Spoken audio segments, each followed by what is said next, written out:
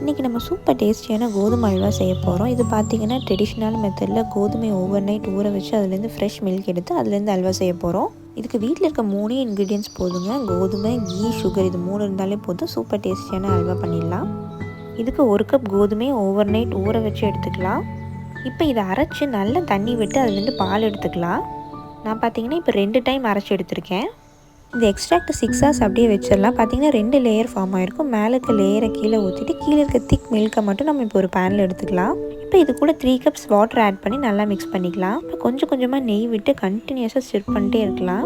இப்போ பார்த்தீங்கன்னா கொஞ்சம் கொஞ்சமாக அப்படியே அல்வா கெட்டியாகிட்டே வரும். இப்போ இதுக்கு தேவையான சுகர் ஆட் பண்ணிவிட்டு ஒரு பிஞ்ச் ஏலக்காய் தூள் ஆட் பண்ணி நல்லா மிக்ஸ் பண்ணி விட்டுடலாம். பார்த்திங்கன்னா இப்போ நெய் நல்லா பிரிஞ்சு வருது. இதுதாங்க கரெக்டான ஸ்டேஜ். இப்போ நம்ம வந்து நட்ஸ் ஆட் பண்ணிடலாம். பார்த்தீங்கன்னா நட்ஸை ரோஸ்ட் பண்ணாமல் தான் சேர்த்துருக்கேன். இப்போ இந்த அல்வாவோடு சேர்ந்து ஒரு 5 மினிட்ஸ் இதை மிக்ஸ் பண்ணிட்டு அப்புறமா சர்வ் பண்ணிங்கன்னா சூப்பர் க்ரன்ச்சியாக சாப்பிடும்போது சூப்பராக